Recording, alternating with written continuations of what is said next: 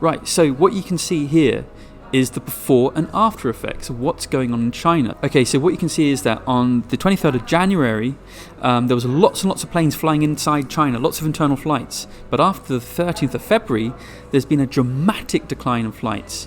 Now, if we go over to external flights, you see the same kind of pattern. So planes leaving China, there's been a massive drop-off in the number of planes leaving China. And there's also been a huge decline in the number of flights flying into Europe from China. What's even more surprising is the amount of flights that have decreased going to the US. There's been a huge decline in flights from China to the US.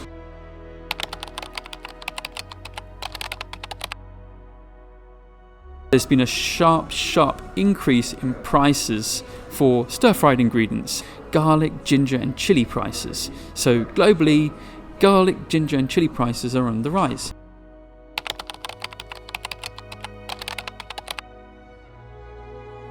China is by far the biggest exporter of garlic in the world. And as a result of the coronavirus, we can expect a sharp decline in those exports.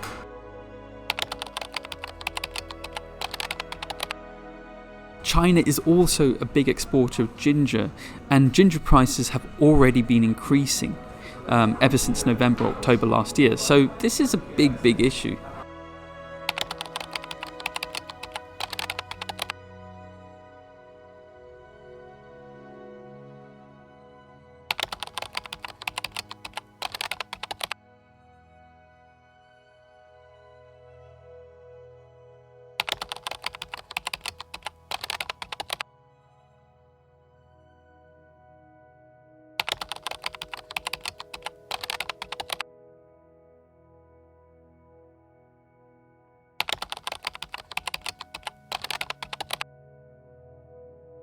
Bloomberg on the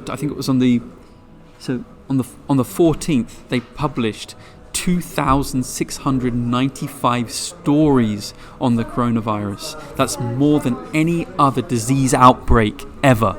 So we're talking about that's more than when we had the SARS virus, the bird flu, the swine flu, the second bird flu virus, the Ebola virus. I mean, they've produced even more stories than when we had the Ebola virus, the Ebola outbreak back in 2014.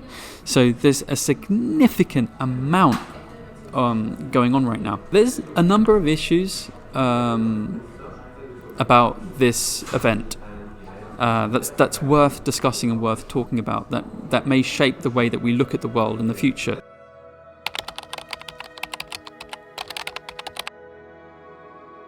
The first thing is the decoupling of globalization. Are we witnessing the tentative signs of that happening? Are we about to see a whole kind of global economy become just slightly less joined up than it was before? You could argue that that's already happening. We've already seen onshoring in the US firms moving their manufacturer base close to home in countries like Mexico. Obviously, the trade war is a big factor behind that as well. That's really affected the way that our global economy operates today, and will most certainly have a big impact on how it operates in the future.